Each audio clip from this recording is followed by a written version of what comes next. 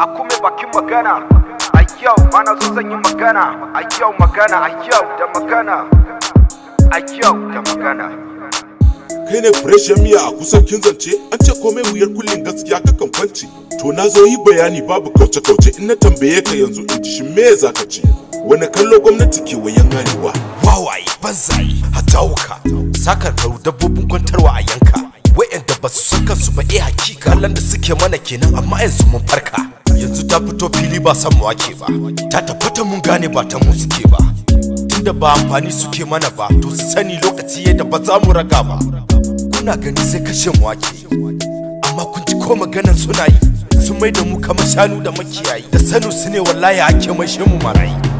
Boko Haram a arewa ake yi, kidnapping a arewa ake yi, kauyukan mu bude wuta ake yi. In za mu fita fitaran dawowa gida muke yi.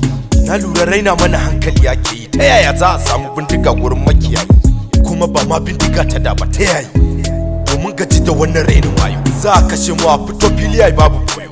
Ba tsoronta muke ba, muna ma wayoyo ba, mu fara furta gaskiya ba sai da mu kashe. Ni Adam Abdullahi ya miya dan arewa, na rantsi da Allah babu wanda zan kara ragawa. Madaban yi koyi sabin arewa, amma har yanzu a tseren mu ma kun kasa tsarewa.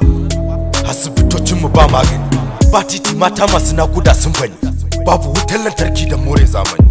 Yunwa ta addabi al'umma kuna gani, mu a gurin mu sunayen ku marasa amfani. Fata dauna fada dama kara muke yi, yanzu babu maganan karan batun kishi muke yi.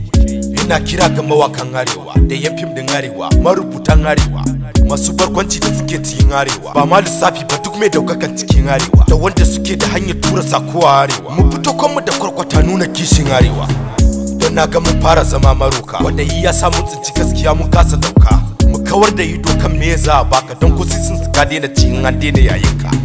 Saboda haka mai bacci ya farka, fito na fito ka fito mu ce ciyan wanka.